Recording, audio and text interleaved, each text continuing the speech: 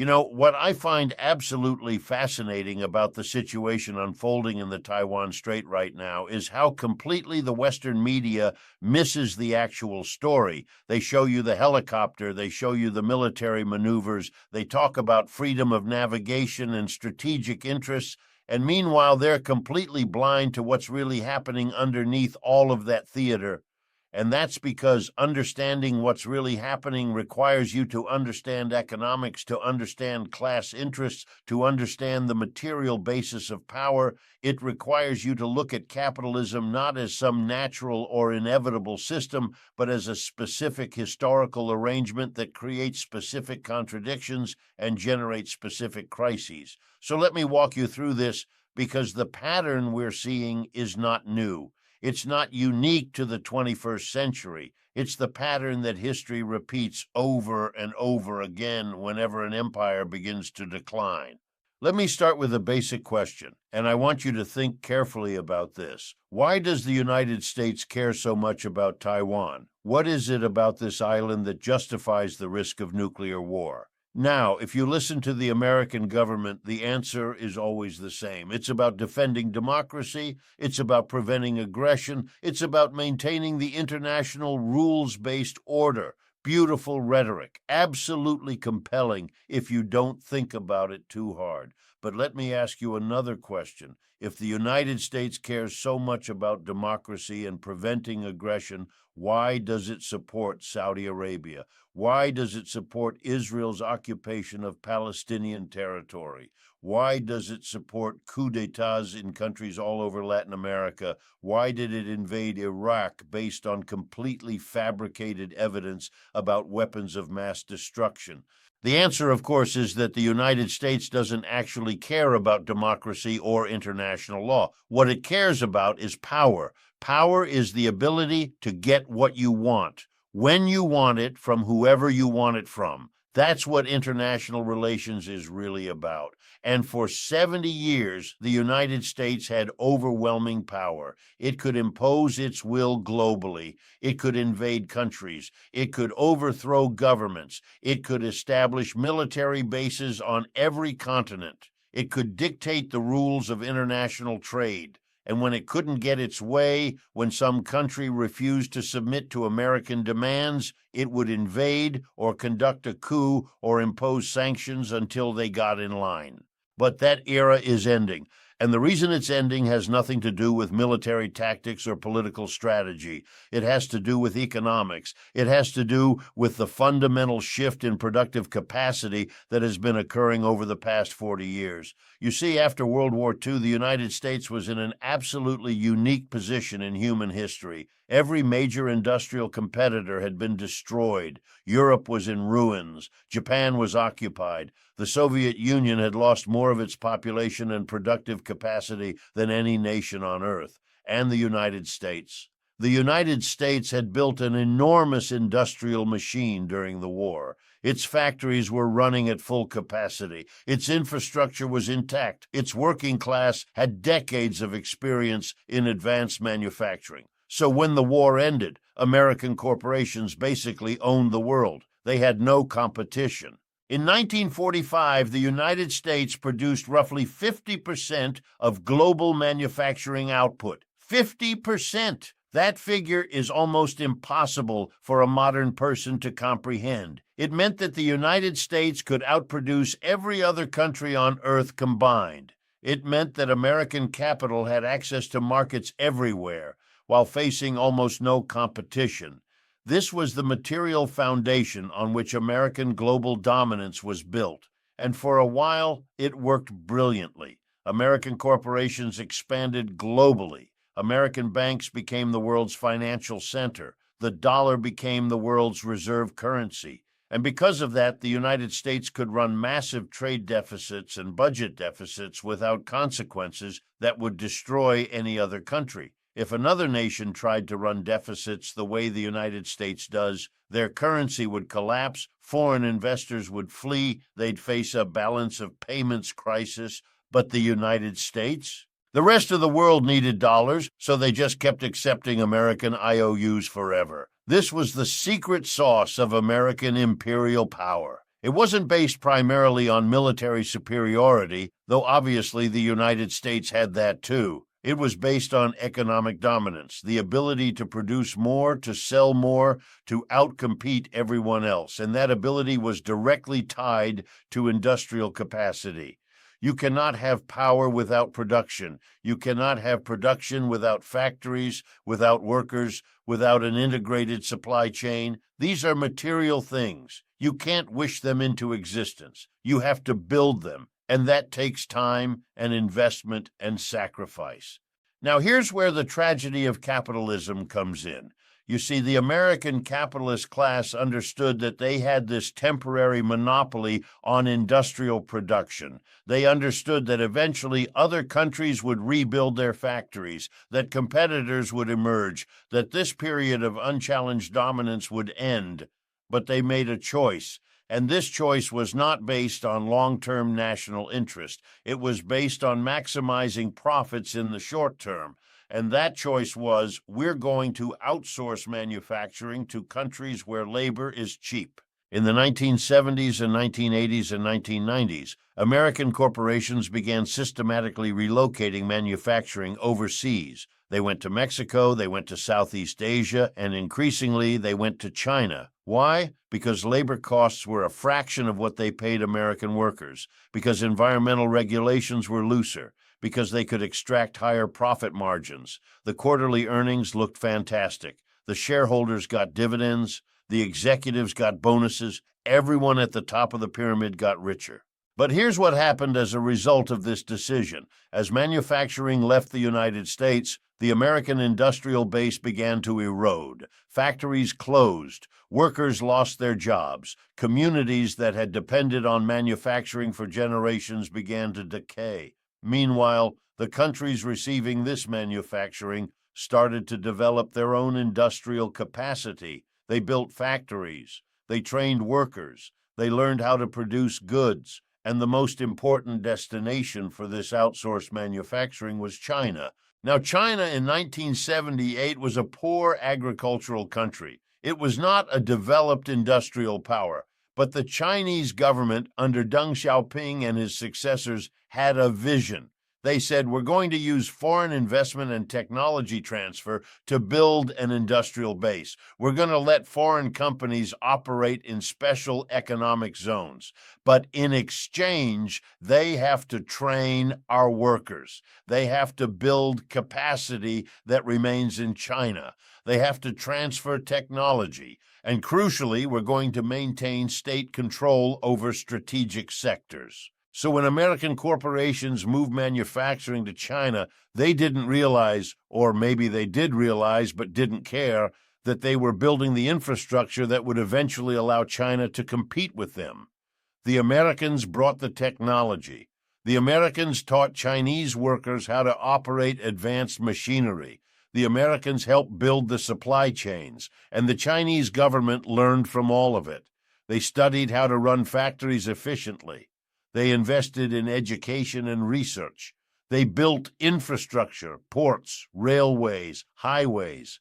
They created state-owned enterprises that could scale up production rapidly. Meanwhile, what was the United States doing? Well, let me tell you.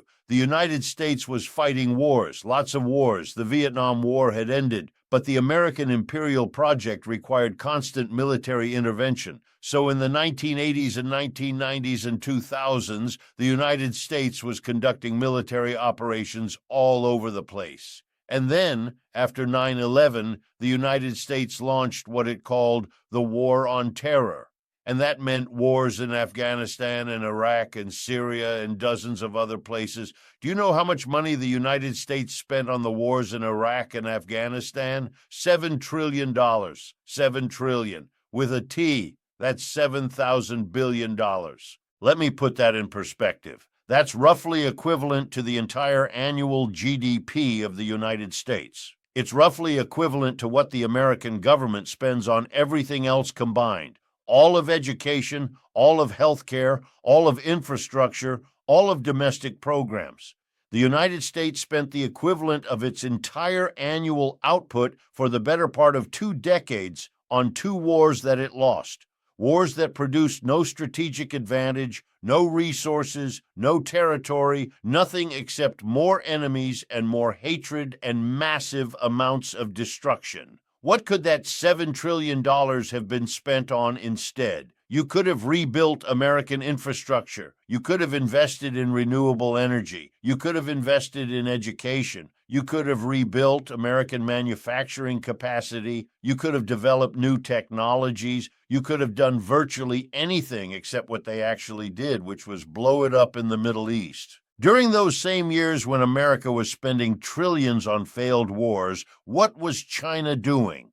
China was building. They were lifting people out of poverty at a rate that's literally unprecedented in human history. The numbers are staggering. Between 1978 and 2024, China lifted approximately 800 million people out of poverty. 800 million. That's more than twice the entire population of the United States. That's roughly the population of the entire European Union. China took 800 million people who were living in extreme poverty and brought them into the middle class. Meanwhile, the United States was destroying the middle class. American wages stagnated, income inequality exploded, manufacturing jobs disappeared, entire regions were hollowed out as factories closed. Opioid addiction spread like a plague through former manufacturing towns. The American working class was being systematically immiserated, impoverished, while the ruling class got richer and richer. And the ruling class was doing this deliberately. It wasn't an accident. It wasn't some unfortunate consequence of free market forces. It was a conscious choice to prioritize short-term profits over long-term national interest. Now let's look at the numbers, because numbers don't lie. In 1945, the United States produced about 50% of global manufacturing output. That was the peak. By 2000, that had declined to about 20%. By 2024, it's under 15% and falling. Meanwhile, where did that manufacturing go?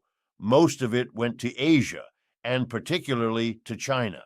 China now accounts for roughly 30% of global manufacturing. In other words, China has roughly doubled the American manufacturing share in a single generation. That is a staggering transformation of global economic power. This is not something that happened by accident. This is the result of deliberate strategic choices. China made the choice to invest in manufacturing, in infrastructure, in technology. The United States made the choice to financialize its economy, to outsource manufacturing, to spend trillions on military adventures that served no strategic purpose. So here we are in 2025, and the consequences of those choices are becoming very clear. The United States no longer has the industrial capacity to fight a major war. It doesn't have the capacity to produce weapons systems faster than they can be destroyed. It doesn't have the capacity to supply an army in a prolonged conflict far from home. It has what's called a military-industrial complex, which sounds impressive, but what it actually is a collection of private contractors that charge obscene prices for weapons systems that don't always work and are frequently designed to fight the wars of the previous generation rather than the challenges of the future.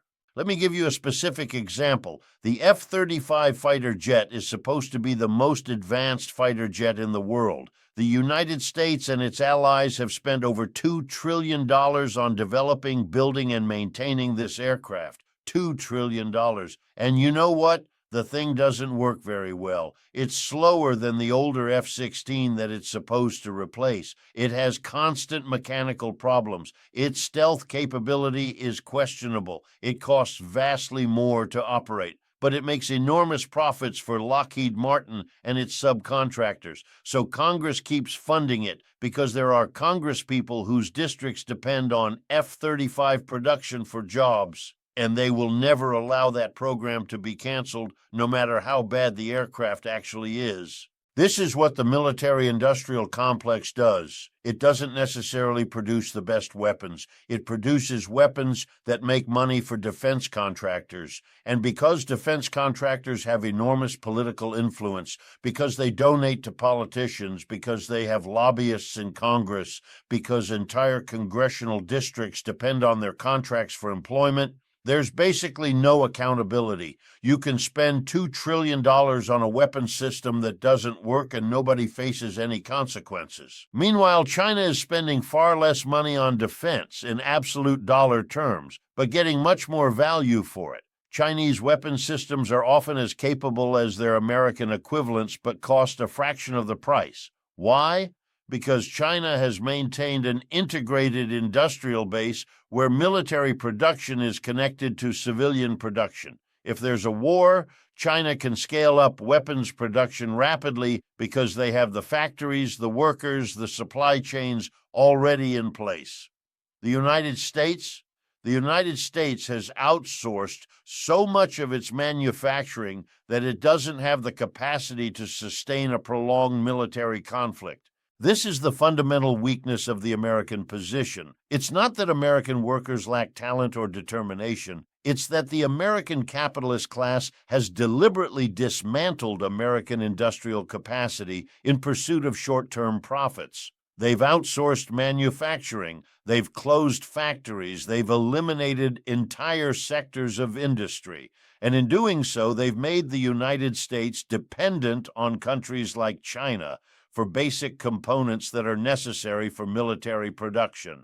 Let me give you a concrete example: rare earth minerals. These are elements that are essential for advanced military technology. They're used in missile guidance systems. They're used in advanced radar. They're used in jet engines. They're used in pretty much every sophisticated weapon system the military uses. And the United States is almost completely dependent on China for rare earth minerals. China controls something like 70% of global rare earth mineral production and probably 80 or 90% of the processing capacity. So in October 2025, when Beijing expanded its restrictions on rare earth mineral exports, what do you think Washington did?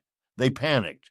Because if China actually cut off the supply of rare earth minerals, the American military would be unable to produce advanced weapons. This is not a hypothetical threat. This is a real vulnerability. The Pentagon knows about it, the White House knows about it, and they're essentially powerless to do anything about it because it would require massive investments in American industrial capacity, which would require taxing corporations and the wealthy, which the American political system is currently incapable of doing. So instead, what we see is the Trump administration imposing tariffs on Chinese goods. The idea is supposed to be that by making Chinese products more expensive, American companies will be forced to move manufacturing back to the United States. This is a fantasy. It doesn't work that way. When you impose tariffs on imports, what happens is companies raise prices, they find alternative suppliers, they redirect their exports to other markets. Chinese manufacturers didn't stop producing goods when Trump imposed tariffs. They just sold their goods to India, Brazil, Southeast Asia, anywhere else that would buy them. American consumers paid higher prices. American companies that relied on Chinese components saw their costs go up. And American wages, which were already stagnating, continued to stagnate while inflation spiked. By October 2025, Trump and Xi agreed to a temporary truce in their trade war, essentially backing away from many of the most extreme tariffs that had been imposed.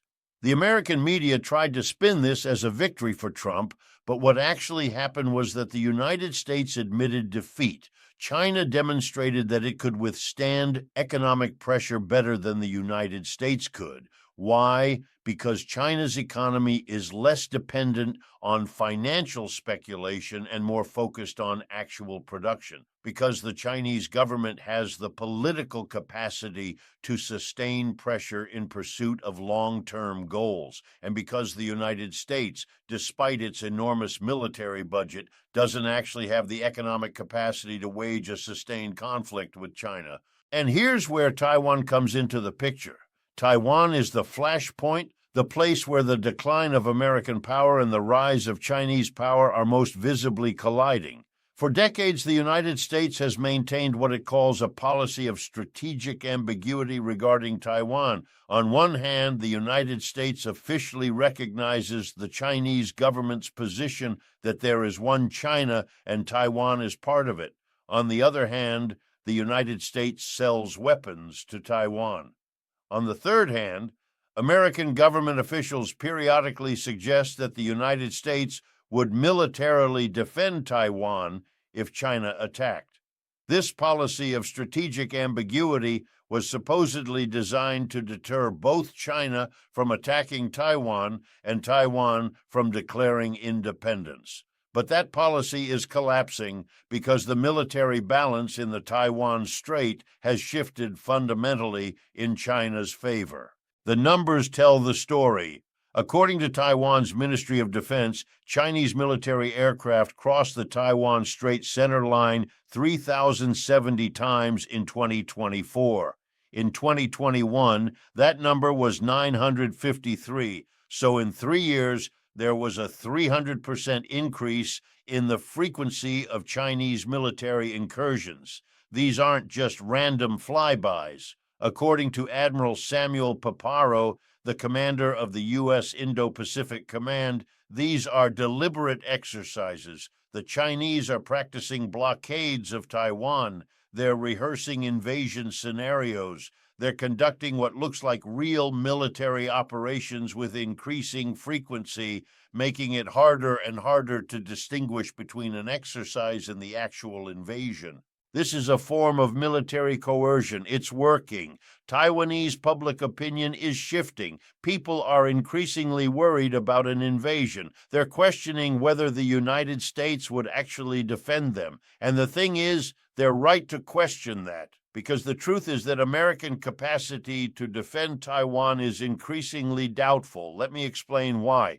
First, the Chinese military has developed what are called anti-access, area denial capabilities. These are sophisticated systems designed specifically to prevent American military forces from operating in waters near China. They include advanced missile systems. We're talking about missiles that can strike ships and aircraft from hundreds of kilometers away. They include integrated air defense systems. They include cyber warfare capabilities. They include increasingly sophisticated space-based systems. All of this is designed with one purpose: to keep American naval and air forces away from the Chinese coast. The reason China has invested so heavily in these systems is because they understand that their vulnerability is military, not economic. Economically, China is deeply integrated into the global system. It has advantages. But militarily, for many decades, the American military was overwhelmingly superior. So China built these specific systems to neutralize American military advantages. And it's working. The U.S. Navy can no longer operate freely in waters near China. The risk is too high. Projecting American power into the Taiwan Strait against Chinese opposition would be extraordinarily difficult and extraordinarily costly. Some war games suggest that the United States could win a conflict over Taiwan, but only with massive casualties and enormous losses of military equipment. Other war games suggest that the United States would lose, but everyone agrees on one thing: the cost would be catastrophic. And here's the question that Americans should be asking: why are we willing to accept that risk? For what purpose would we accept the death of hundreds of thousands of Americans to prevent China from taking Taiwan? The answer that's usually given is that it's about defending an ally, about maintaining the rules-based international order, about preventing aggression. But this rings completely hollow when you consider American foreign policy over the past 70 years. The United States has invaded countries for no good reason. It has supported dictators and authoritarian governments all over the world. It has conducted regime change operations in democratic countries. It has violated international law repeatedly. So when Washington talks about defending the rules-based international order, the rest of the world hears hypocrisy. The real answer to the question of why the United States cares so much about Taiwan is simpler and more honest. It's about power.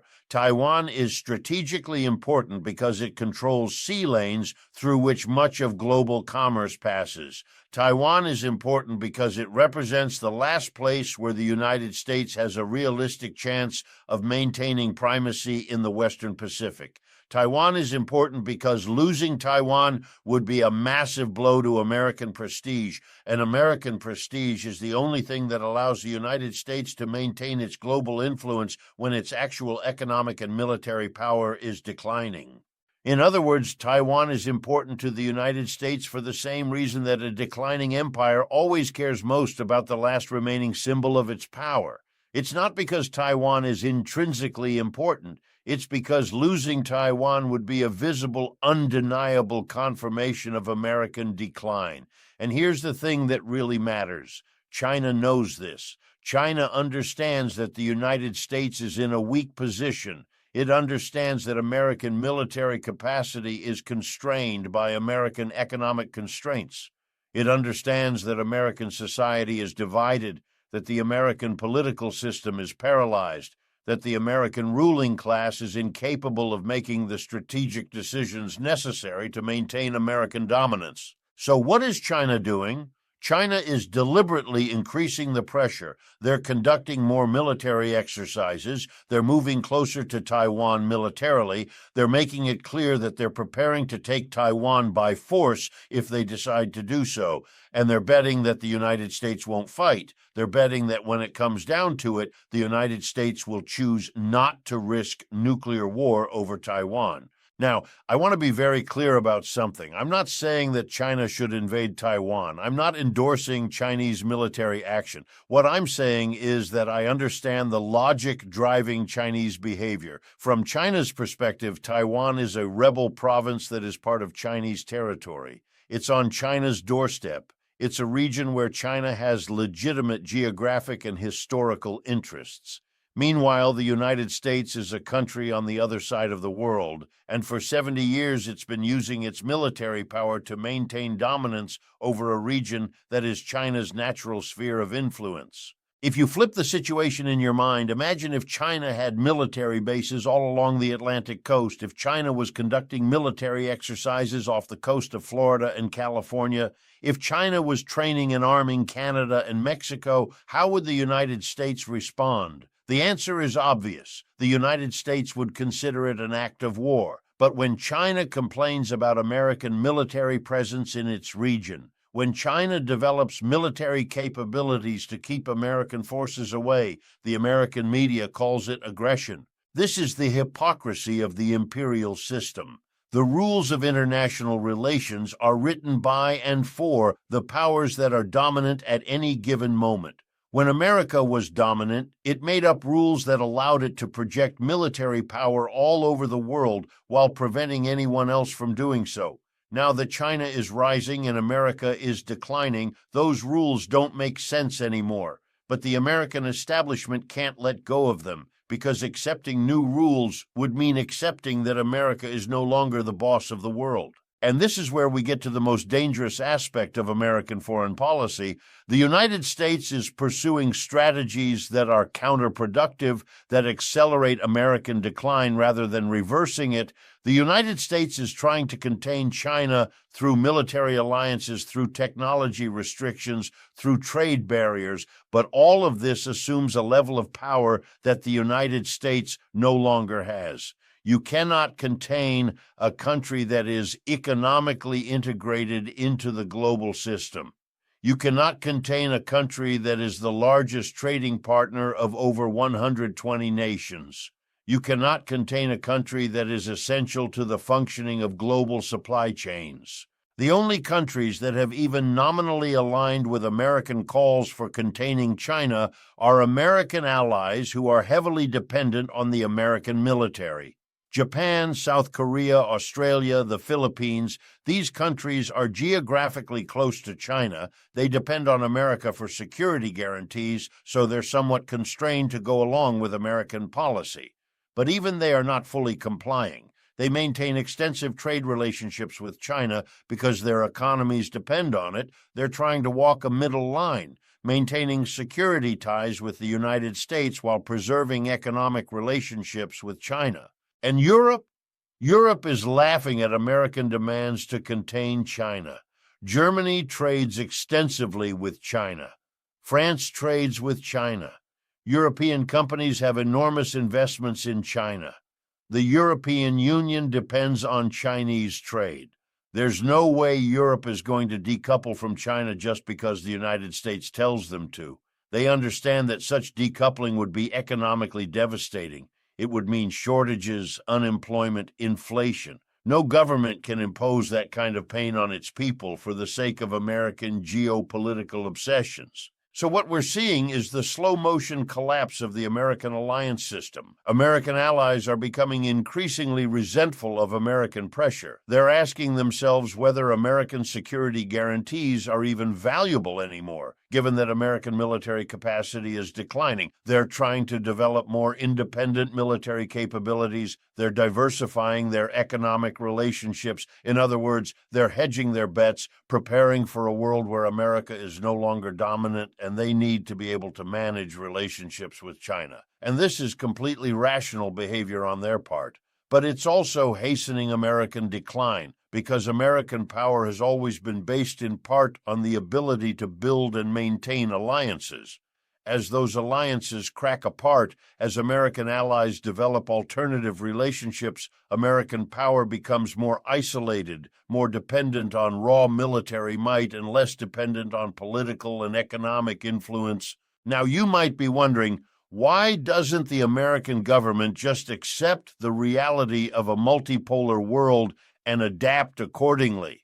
Why can't American policymakers just say, okay, America is no longer dominant. Let's figure out how to coexist peacefully with a rising China. Let's focus on solving problems together instead of competing for dominance. The answer is that the American capitalist class cannot accept a multipolar world. Their entire worldview, their entire ideology is built on the notion of American exceptionalism, American superiority, American right to dominate. To accept that America is just one power among several, that American interests must be negotiated with rather than imposed, that other powers have legitimate interests that America must respect. This requires a fundamental psychological transformation that the American ruling class is simply incapable of making. Instead, what we get is increasingly aggressive and confrontational policies. We get military buildups. We get technology wars. We get efforts to isolate and contain China. We get rhetoric about existential threats and the need for sacrifice. And all of this is driven not by the interests of ordinary Americans, but by the interests of the military-industrial complex, by defense contractors who profit from military spending, by banks and financial firms that benefit from military conflicts that disrupt competitors, by oil companies that want to maintain American control over Middle Eastern resources. The American working class is being told that they need to sacrifice for national security, that they need to accept higher inflation from tariffs, that they need to be prepared for military conflict with China. But the benefits of all this don't go to ordinary Americans. The benefits go to the wealthy, to the military contractors, to the financial elite, and the costs fall on working people. Let me give you a concrete example. The American military budget is over $800 billion a year, more than the military budgets of the next 10 countries combined. And yet, American military capacity is at its lowest point in a decade. Why? Because much of that money is wasted. It goes to military contractors who overcharge for everything. It goes to weapons programs that don't work. It goes to maintaining bases all over the world that serve no strategic purpose. It goes to endless bureaucratic overhead. And it doesn't go to increasing American military capacity or increasing American security. It goes to extracting wealth from the public treasury into private hands. If that $800 billion were spent on rebuilding American manufacturing, on investing in infrastructure, on addressing climate change, on improving education and health care, America would be far more powerful and far more secure. But that's not what happens, because the military budget serves the interests of a specific class, the military-industrial complex, not the interests of the American people as a whole. So what we can expect going forward is a continuation of current trends. China will continue to grow economically. American manufacturing will continue to decline. Military pressure will continue to build. There will be more incidents in the Taiwan Strait. There will be more military exercises. There will be more rhetoric about threats and the need for confrontation. And at some point, there's a real risk that all of this escalates into actual military conflict. And here's what most people don't understand. A war between the United States and China would be catastrophic, not just for the United States and China, but for the entire world. It would destroy the global economy. It would cause famine and disease. It would kill hundreds of millions of people. And because both countries have nuclear weapons, it could potentially threaten human civilization itself. This is not hypothetical. This is a real possibility. And yet, the logic of imperial competition pushes both countries toward this outcome. The United States feels threatened by China's rise and feels compelled to confront it. China feels threatened by American military presence in its region and feels compelled to push back. Every incident, every military exercise, every trade barrier increases tensions and increases the risk of an accidental escalation that spirals out of control. The tragedy of this situation is that it doesn't have to be this way. The United States and China could coexist peacefully in a multipolar world. They could cooperate on shared challenges like climate change, like poverty, like disease. The resources that are being spent on military buildups and preparations for war could be spent on improving people's lives, on building infrastructure, on addressing the real threats that face humanity. But for that to happen, there would need to be a fundamental transformation in how power is organized in both countries.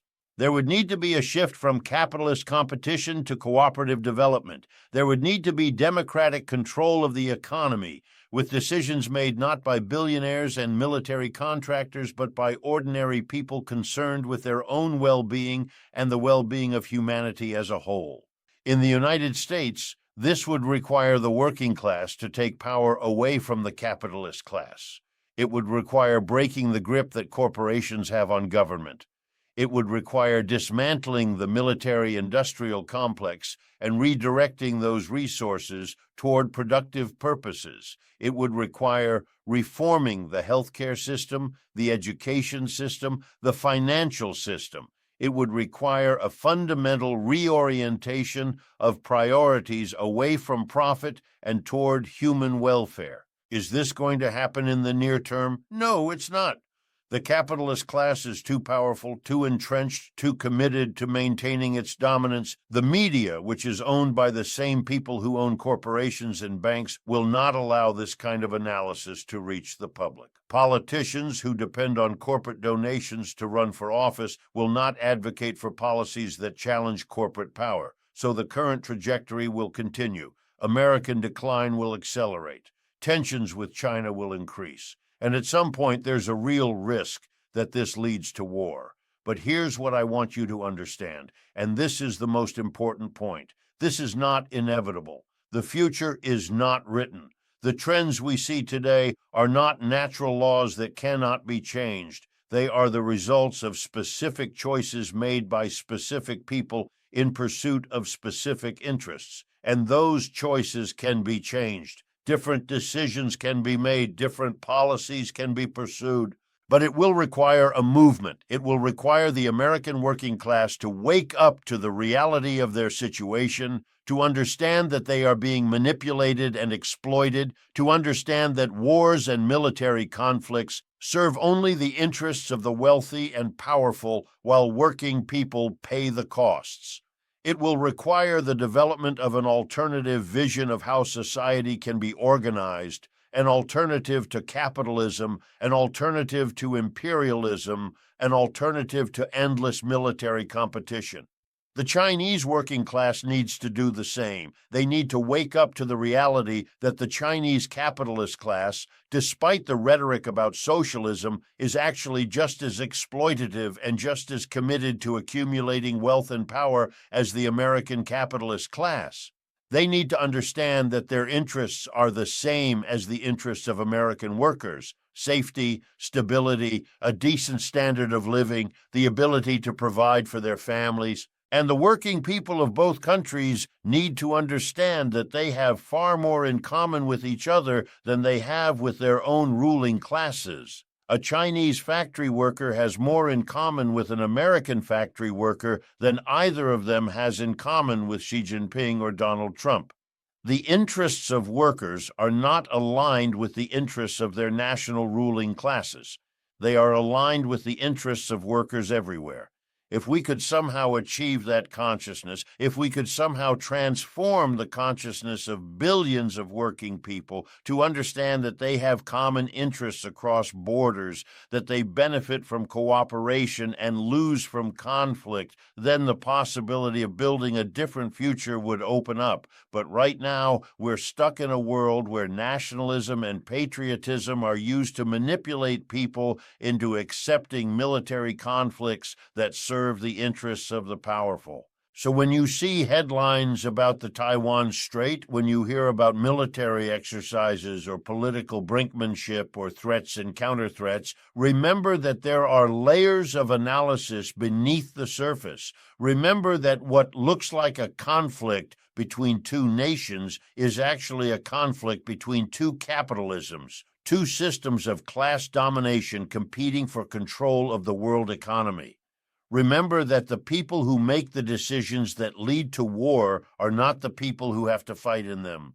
Remember that working people everywhere pay the price for the ambitions of the rich and powerful. And remember that things don't have to be this way. A different future is possible, but it won't happen automatically. It will require struggle. It will require consciousness. It will require millions of people waking up to the reality of their situation and deciding to do something about it.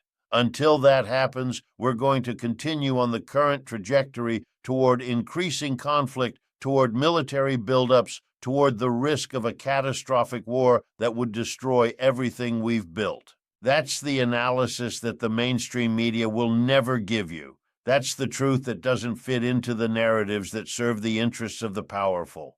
But it's the truth nonetheless. And if you want to understand what's really happening in the world, if you want to understand the real forces driving events, this is where you have to start. You have to understand economics. You have to understand class. You have to understand the material basis of power. Because until you do, you'll be manipulated and misled by those who benefit from your confusion.